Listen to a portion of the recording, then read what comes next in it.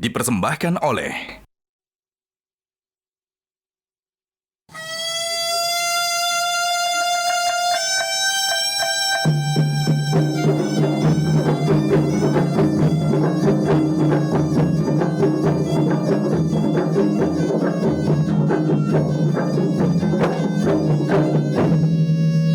Assalamualaikum warahmatullahi wabarakatuh. Waalaikumsalam warahmatullahi wabarakatuh. Pembahasan kita mengenai wasatiyat Islam ini udah beberapa kali ya Bang, mengenai gandrung bermusyawarah.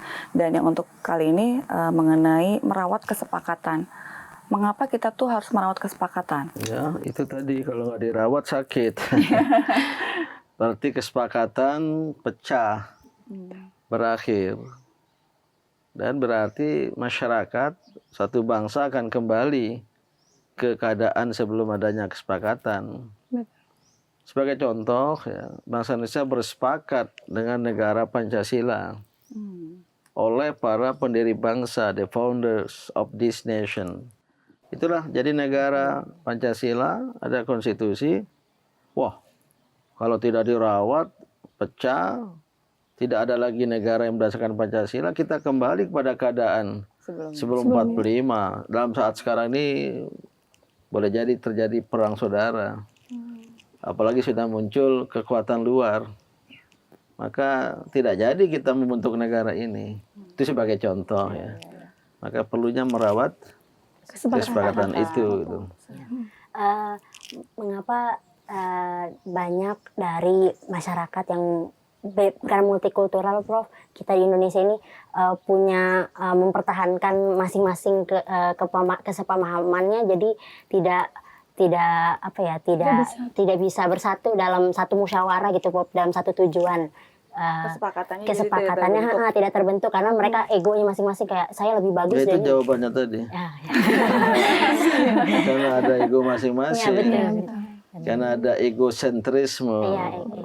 Ego keakuan yang memusat, terpusat, sentrisme gitu. Atas dasar agama, atas dasar suku ya, di Indonesia. Kalau orang Jawa punya egosentrisme, orang Aceh punya egosentrisme, nggak jadi kita bersepakat untuk membangun negara berdasarkan Pancasila dan Bhinneka Tunggal Ika gitu. Nah, mengapa? Jawabnya tadi kan ada egosentrisme, ada fanatisme.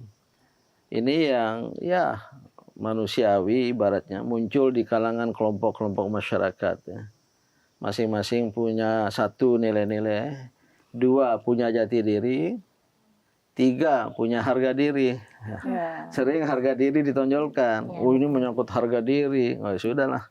Mengapa saat ini banyak kita temukan dalam suatu organisasi kecil saja itu ketidakkesepakatan itu selalu tadi muncul. Sudah yang karena ada egoisme, ada egosentrisme, ada fanatisme, bertambah dengan adanya kepentingan baru.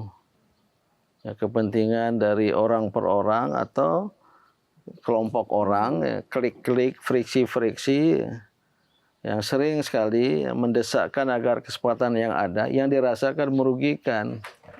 Ya kita ubah. Atau kita bentuk kesempatan baru. Berarti semua elemen itu harus selalu mengingatkan diri gitu ya, bahwa kita ini memiliki visi yang ini yang sama. Maka kesepakatan itu harus berlanjut pada komitmen terhadap kesepakatan oleh semua pihak yang telah bersepakat, termasuk generasi-generasi penerus. Inilah yang mungkin bisa disebut berpegang teguh pada kesepakatan. Ya. At-tamassuk bil ahdi, ya, committed to the agreement. Ya. Kita berkomitmen kepada kesepakatan yang telah ada, baik antara kita adalah pelaku terlibat, ya, atau kesepakatan dari orang-orang sebelum kita yang kita terikat dan terkait. Ya. Yang bersepakat untuk negara Indonesia berdasarkan Pancasila ini apa? Kakek kita ya? Ya, pendiri bangsa. Bukan leluhur, kakek kita kan? Ya? Bukan bapak, generasi kakek. Nah, kita generasi cucu, ya kita berkomitmen, kita committed, ya, terikat dan terkait dengan kesepakatan itu.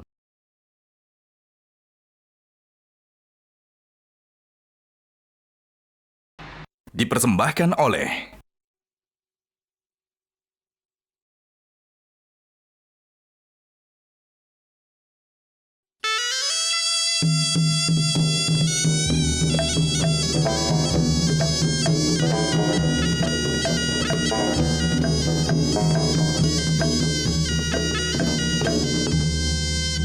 Iya Bang Din, berarti menurut pandangan Islam sendiri tentang kesepakatan ini apa ya Bang Din? Ya banyak sekali ya ajaran Islam dari Al-Quran, dari Al-Hadis yang memerintahkan untuk ya, merawat bahkan berpegang teguh ya, kepada kesepakatan.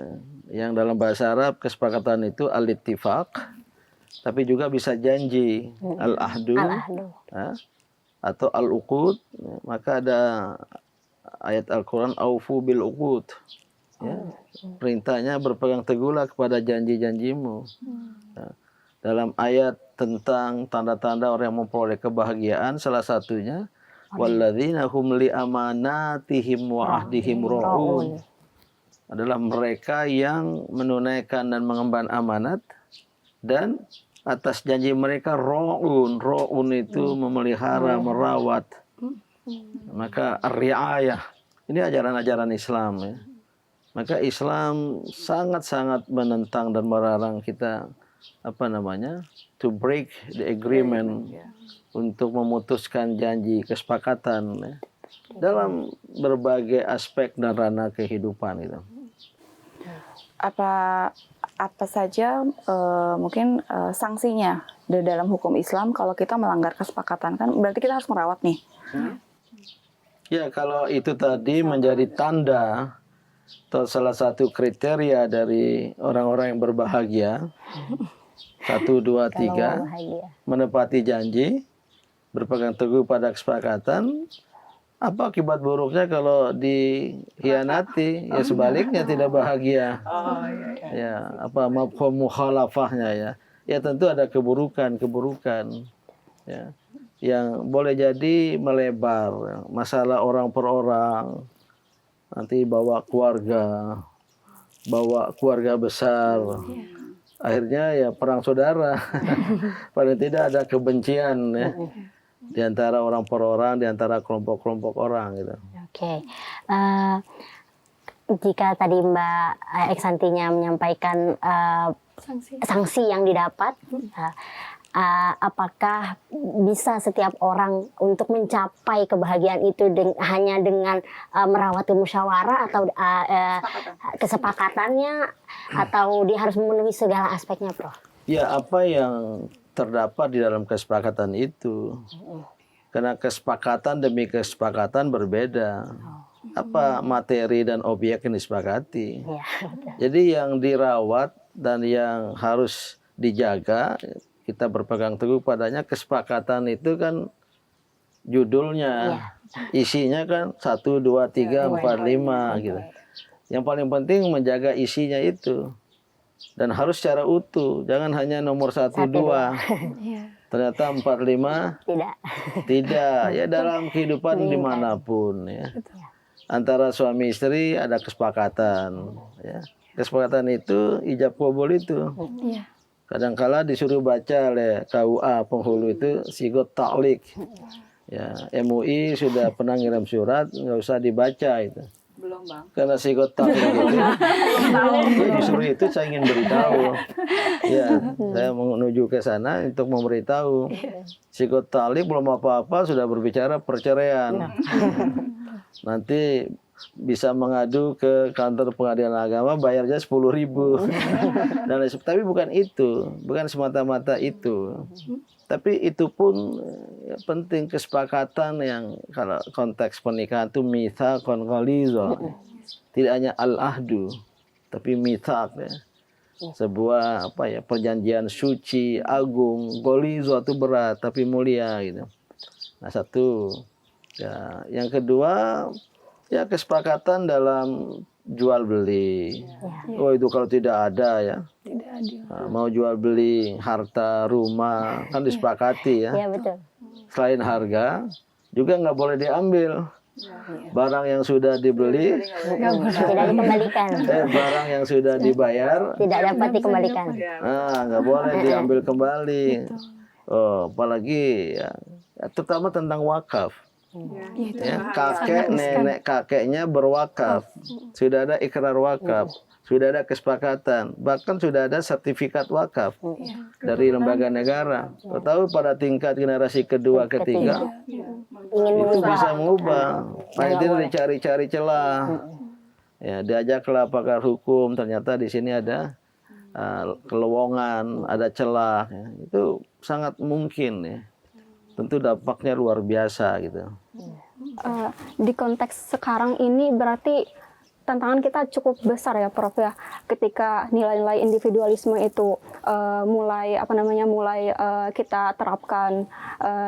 Di sisi lain kita harus merawat kesepakatan tersebut dengan cara kita harus terus sangat kompleks tantangan sekarang, maka disitulah Islam datang ya.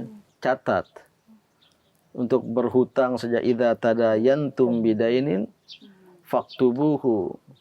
Jika kamu berhutang, tulis. Ya. Karena boleh jadi lupa. Itu. Wah, saya nggak pernah Yang sering berhutang. lupa. Sudah dicatat pun masih ingkar janji.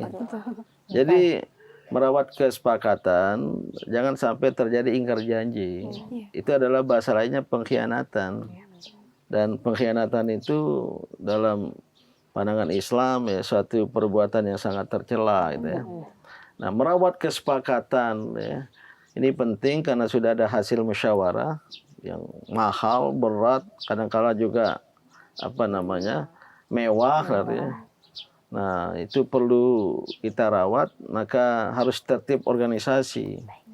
Jika rapat mengambil putusan, catat. Ada notulasi. Buat daftar hadir. Bila perlu semua yang hadir bikin tanda tangan. Karena boleh saya nggak ikut. Saya nggak ikut campur. Ini ajaran Islam dan pesan ya, bagi kita umat Islam sebagai ummatan wasata. Selain gandrung bermusyawarah, tapi juga kita memelihara dan merawat hasil permusyawaratan itu.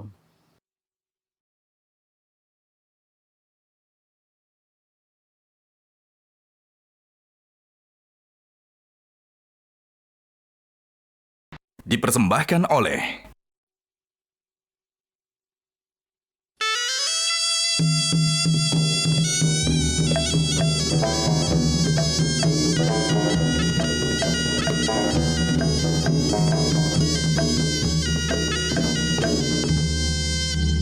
Baik Bang Din, tadi sudah dijelaskan bahwasanya kesepakatan dalam menjaga kesepakatan dalam bermuamalah itu sangat penting. Maka mohon pencerahan tentang bagaimana sih langkah-langkah supaya kita bisa menjaga kesepakatan itu dalam suatu organisasi apapun.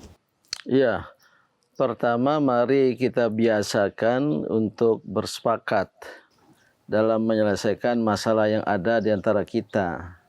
Ya. Itulah gandrung bermusyawarah. Yeah.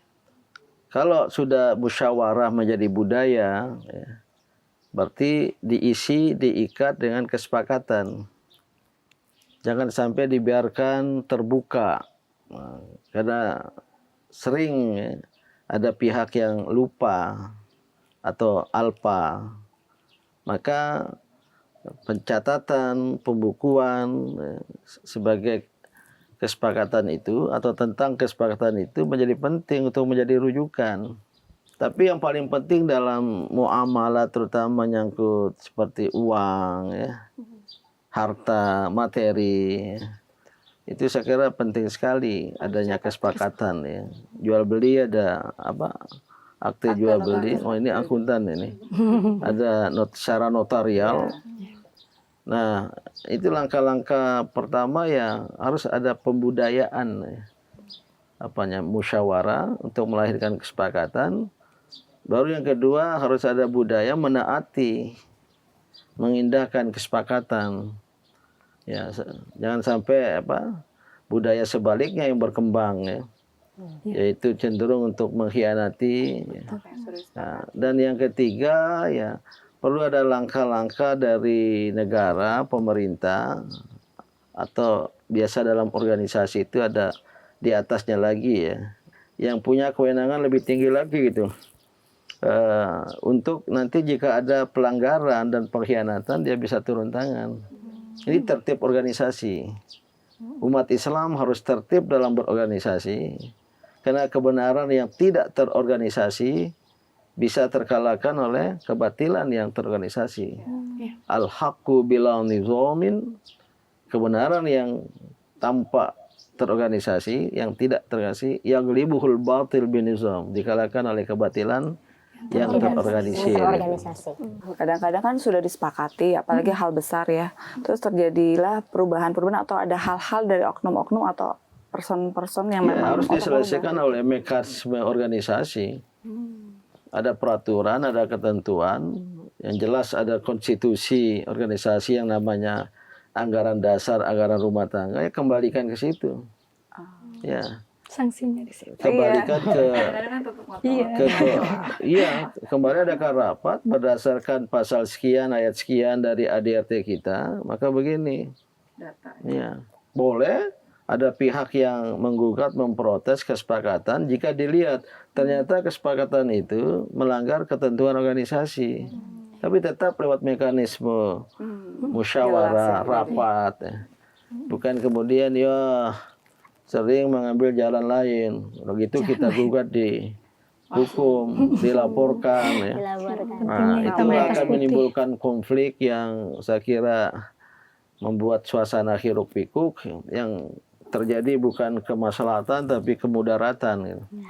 Ini kan Prof, kita dari tadi berbicara di konteks organisasi institusi yang kita ada ART-nya kayak gitu kan. Kemudian saya teringat kalau ada bahasa Banjar itu ada namanya pepadaan. Nah, apa itu? Artinya itu karena kita masih tersangkut masih ada hubungan keluarga. Nah, jadi kita kayak semada. Nepotisme. Persamadaan, perpadaan ya. Iya, pepadaan. Terus? Jadi karena ya sesama keluarga ya nggak perlulah seserius itu katanya. Nah, jadi kalau mau ajaran Islam dalam berhutang ya sekalipun harus ditulis. Tidak bisa secara adat ya, karena kekeluargaan, persepadaan, persamadaan, kemudian dengan niat baik, banyak terjadi. Karena atas dasar keikhlasan, ketulusan, keluguan nggak tercatat, keluarga baku hantam, bunuh-bunuhan gitu. Nah, tidak ada salah ya.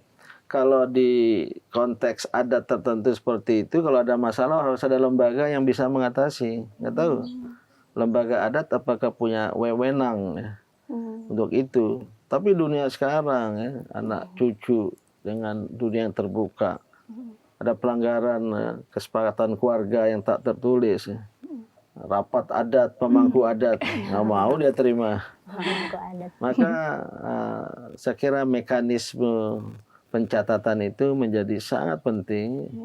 Al-Quran, Islam sangat menganjurkannya. Tapi pesan pentingnya dari perbincangan kita ini ya jangan mudah, jangan berkhianat. Ya, karena itu ciri-ciri orang munafik ya. Jangan mudah memutuskan apa yang telah disepakati, jangan sampai ada dusta di antara kita. Nah, itulah yang membuat keadaan ya, kacau balau porak-poranda. Ummatan wasata membawa ketentraman, ketenangan dan kedamaian. Amin.